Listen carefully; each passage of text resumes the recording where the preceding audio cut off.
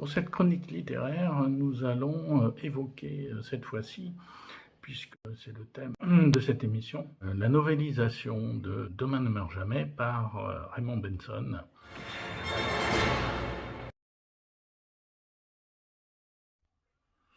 Donc, qui est Raymond Benson? Alors déjà, c'est un Américain, et donc c'est le premier Américain à avoir écrit des histoires de James Bond. C'est avant tout un fan, c'est un artiste, il a fait de la musique, du théâtre, il a écrit des articles, il a fait partie de la Ian Fleming Foundation, et il a écrit un livre qui a fait autorité, qui est le James Bond Bedside Companion, qui est la première vraiment grosse étude sur les livres et sur les films de James Bond, et sur le phénomène de James Bond. Ensuite, donc, il s'est fait connaître un peu comme expert de James Bond, et c'est ce qui l'a amené en 1997 à prendre le relais de John Gardner et de devenir l'auteur officiel de James Bond. Donc, il a écrit 6 romans de James Bond, 3 nouvelles et donc 3 novélisations. Donc, Demain ne meurt jamais, Le monde ne suffit pas et Meurt un autre jour. Il n'y a pas une grande tradition des novélisations dans les James Bond. Les premières arrivent en 1977 avec Christopher Wood qui adapte un de ses propres scénarios pour L'espion qui m'aimait, puis ensuite en 1979 avec la novélisation de Riker. Ensuite, John Gardner en fera 2, Permis de tuer, GoldenEye. Ensuite, donc la tradition voudra que quand il y a un nouvel auteur des romans de James Bond, à ce moment-là, en 97, c'est Raymond Benson qui sort en avril de la même année son premier roman, Jour J-10. Il est aussi chargé de la rédaction de la novélisation du futur film à sortir. Alors c'est quelque chose pour les auteurs des romans de James Bond, c'est assez compliqué parce qu'ils ont peu de temps.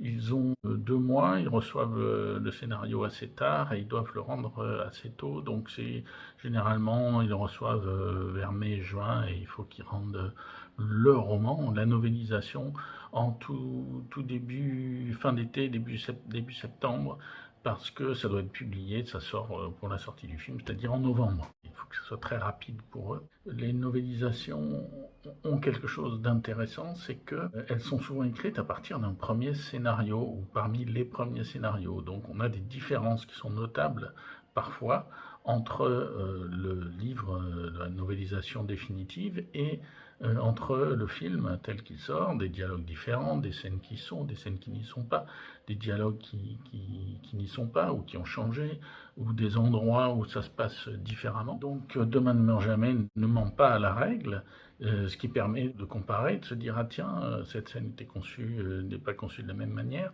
Ce qu'il faut savoir aussi, c'est que Raymond Benson a eu l'obligation pour prolonger le livre et pour l'étoffer et lui donner de l'ampleur, sinon le scénario était trop court, a eu la nécessité de rajouter des éléments du passé de certains personnages.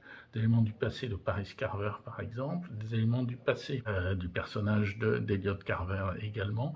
On a toute une série de pages qui évoquent sa jeunesse, etc. et comment il est devenu le grand patron des médias.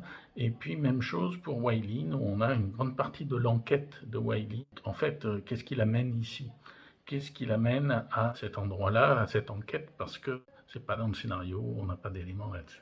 Donc c'est intéressant à ce niveau-là, et puis c'est intéressant parce qu'on voit que Raymond Benson essaye de réintroduire malgré tout le James Bond de Fleming, il le fait boire, il le fait fumer, etc. Alors que ça fait quelque temps déjà que Bond ne fume plus, qu'il s'agit de ce côté-là, mais on voit que Raymond Benson, qui connaît bien le personnage de James Bond, essaye donc d'introduire le personnage littéraire dans une novélisation d'un film. Ce qui l'amènera donc par la suite à écrire son deuxième roman, Le visage de la mort, qui lui est très cinématographique et qui a été conçu un peu comme un scénario de film plus que comme un livre. Précisons également que lorsqu'il décrit James Bond, il ne décrit pas Pierce Brosnan par exemple, mais il décrit vraiment le personnage littéraire.